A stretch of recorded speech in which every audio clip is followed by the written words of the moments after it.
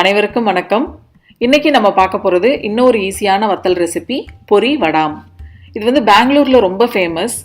இந்த பொரி பார்த்தீங்கன்னா நம்மளோட ரெகுலர் பொரி கிடையாது. நம்ம கார்த்திகை டைமில் அந்த பொரி உருண்டை பண்ணுவோம் பார்த்தீங்களா, அதுக்கு யூஸ் பண்ணுற பொரி தான். பெங்களூரில் இது அரளு அப்படின்னு சொல்கிறாங்க. ஸோ அங்கே வந்து இது ரொம்ப ஃபேமஸான ஒரு வத்தல் ரெசிபி. இது கூட வந்து நம்ம பூசணிக்காயும் சேர்க்க போகிறோம். அதனால் இன்னும் வந்து டேஸ்ட்டாக இருக்கும்.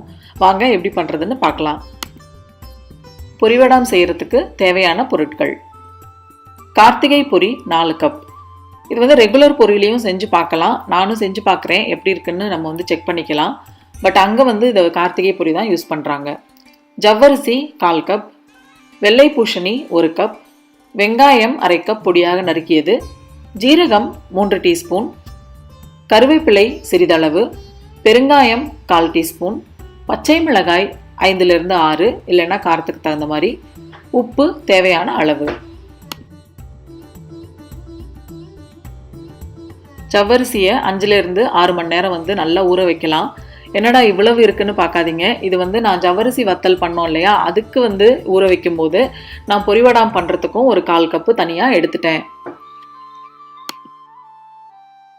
ஃபஸ்ட்டு இந்த பொரியை நல்லா வந்து சுத்தம் பண்ணிடலாம். பொரியில் வந்து எப்போதுமே இந்த நெல்லோட தோலெல்லாம் வந்து நிறைய இருக்கும். அதெல்லாம் வந்து கண்டிப்பாக க்ளீன் பண்ணியே ஆகணும். ஏன்னா வந்து நம்ம அது வந்து பொரிச்சதும் சாப்பிடும்போது உங்களுக்கு வந்து தொண்டையில் வந்து குத்தும். இன்னொன்று வந்து இதோட ஷார்ப்பான எட்ஜ் வந்து இந்த மாவு பிசையும் போது கூட உங்களுக்கு வந்து கையில் குத்துறதுக்கான சான்சஸ் இருக்குது. அதனால் ஃபஸ்ட்டு வந்து இந்த பொரியில் இருக்கிற நெல் தோல் எல்லாத்தையுமே வந்து கிளியர் பண்ணி எடுத்துடலாம். பொரியை நல்லா சுத்தம் பண்ணதுக்கப்புறமா ஒரு பெரிய பாத்திரத்தில் தண்ணி எடுத்து அந்த தண்ணியில் இந்த பொரியெல்லாம் போடலாம். போட்டுட்டு நல்லா அதை வந்து முக்கி விடுங்க. பார்த்தீங்கன்னா உங்களுக்கு வந்து 1 or 2 minutes தான், அதுக்குள்ளேயே வந்து உங்களுக்கு வந்து இந்த பொரி வந்து நல்லா சாஃப்டாக ஆகிடும். சாஃப்டாக ஆனதுக்கு அப்புறமா 2 minutesல எடுத்துருங்க. ரொம்ப நேரம் வைக்க வேண்டாம், சுதன்னு ஆகிடும்.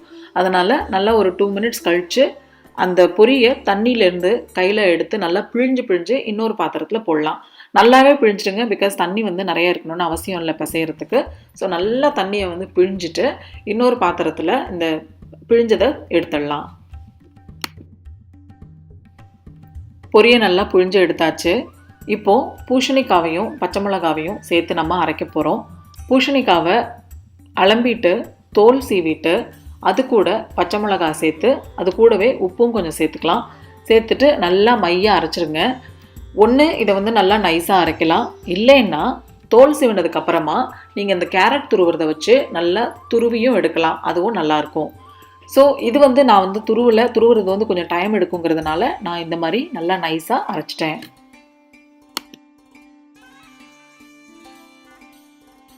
ஊற வச்சுருந்த ஜவ்வரிசியையும் மிக்சியில் வந்து ஒரு சுற்றி எடுத்துடலாம். ரொம்ப நைஸாலாம் அரைக்கணும்னு அவசியம் இல்லை.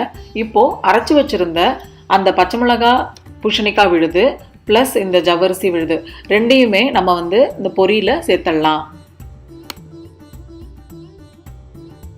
இது கூட பொடியாக நறுக்கின வெங்காயம் சேர்த்துடலாம். கருவேப்பிலையுமே நீங்கள் வந்து நல்லா கழுவிட்டு பொடியாக நறுக்கி சேர்த்துடுங்க. முழுசாக போட்டிங்கன்னா அங்கங்கே ஒன்று தான் இருக்கும். பட் பொடியாக நறுக்கி போட்டோம்னா வத்தலில் எல்லா இடத்துலையுமே உங்களுக்கு வந்து அந்த கருவேப்பிலையுடைய வாசம் வந்து கிடைக்கும். நல்லா பிசைஞ்சிடுங்க. இதை நான் வந்து இது ஜீரகம் போட மறந்துட்டேன். ஸோ நான் இப்போ ஜீரகமும் ஆட் பண்ணிடுறேன். ஜீரகம், பெருங்காயம் சேர்த்துருங்க. உப்பு வந்து நம்ம அந்த பூசணிக்காய் அரைக்கும் போதே சேர்த்துருக்கோம். ஸோ நீங்கள் செக் பண்ணிக்கோங்க, உப்பு வந்து வேணும்னா போடுங்க. ஸோ என்னோடய ஃப்ரெண்டு பவானி சொன்னாங்க, வத்தல் போடும்போது எப்போதுமே உப்பு வந்து கொஞ்சம் கம்மியாகவே போடுங்க. ஏன்னா உங்களுக்கு வத்தல் காயும் போது என்ன ஆகும்னா உங்களுக்கு வந்து நல்லாவே உப்பு வந்து அதில் வந்து ஸ்ப்ரெட் அவுட் ஆகிடும். ஸோ நீங்கள் வந்து உப்பு வந்து கம்மியாக இருக்கோ அப்படின்னு சொல்லிட்டு நீங்கள் போட என்ன ஆகும்னா உங்களுக்கு வந்து காஞ்சதுக்கப்புறம் ரொம்ப வந்து உப்பு கரிக்கும். அதனால் உப்பு வந்து எப்போதுமே பார்த்து சேருங்க. மாவு ரெடி ஆயாச்சு. இப்போ வெயிலில் காய வைக்க போகிறோம். துணியை நல்லா வாஷ் பண்ணிவிட்டு ஒரு க்ளீனான சர்ஃபேஸில் விரித்து போட்டுடுங்க. வத்தல் மாவை கொஞ்சம் கொஞ்சமாக எடுத்து இந்த மாதிரி கிள்ளியும் வைக்கலாம், இல்லைன்னா வடை மாதிரியும் தட்டி வைக்கலாம். ஸோ உங்களுக்கு எந்த மாதிரி உங்களுக்கு வந்து வத்தல் வேணுமோ அது மாதிரி நீங்கள் வைங்க. தட்டும்போது ரொம்ப மெல்லிஸாக வந்து தட்ட வேண்டாம். இதே மாதிரி எல்லா வத்தல் மாவும் முடிஞ்சதுக்கு அப்புறமா நீங்கள் ஒரு 4-5 வரமிளகாயை வந்து அது மேலே போட்டு விடலாம். ஏன்னா வந்து இந்த மாதிரி போடும்போது பறவைகள் எதுவும் வராதுன்னு சொல்லுவாங்க. நீங்களும் வந்து ட்ரை பண்ணி பாருங்கள். இப்போது ஒரு நாள் ஃபுல்லாக இது காயட்டும். இப்போ இது ஈவினிங் டைம் நல்லா காஞ்சிருக்கு பாருங்கள். ஆனாலும் இன்னும் 2 நாள் வந்து நம்ம வந்து வெயிலில் காய வைக்கணும். ஸோ மறுநாள் இந்த துணியை வந்து திருப்பி போட்டு தண்ணியை வந்து பின்னாடி வந்து தெளித்து ஒரு நிமிஷம் இல்லை 2 நிமிஷம் கழித்து நீங்கள் வந்து இந்த துணியிலேருந்து வத்தலை எடுத்துடலாம். ஸோ இதை வந்து நீங்கள் வந்து செகண்ட் டேயே எடுத்துடலாம். ஏன்னா வந்து உங்களுக்கு நல்லா காஞ்சிருக்கும், ஆனாலும் நம்ம வந்து 2 நாள் காய வைக்கணும். ஸோ துணியிலேருந்து நம்ம வந்து இதை ரிமூவ் பண்ணிடலாம்.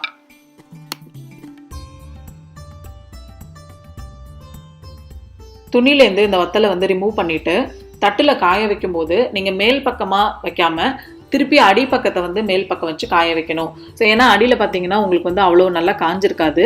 ஸோ மாவு வந்து இன்னும் இருக்கும், அதனால் திருப்பி வச்சு காய வைங்க. நல்லா ஒரு 2-3 நாள் காயட்டும். அப்போ தான் உங்களுக்கு வந்து 1 வருஷம் ஆனாலும் வத்தல் கெடாது.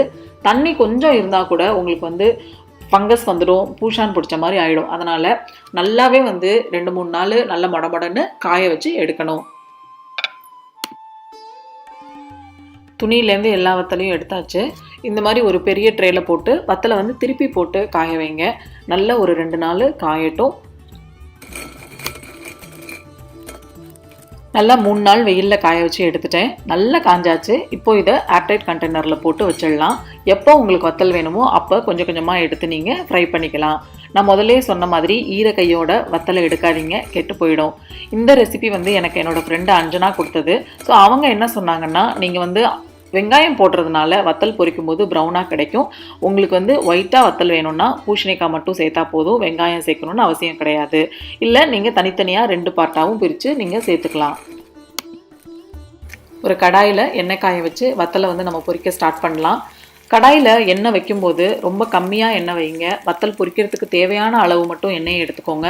ஏன்னா நிறைய எண்ணெய் வந்து சேர்த்து பொரித்தோம் அப்படின்னு சொன்னால் உங்களுக்கு வந்து திருப்பி அந்த பொரிச்ச ஆயிலை வந்து யூஸ் பண்ணுறது உடம்புக்கு அவ்வளோ நல்லது கிடையாது.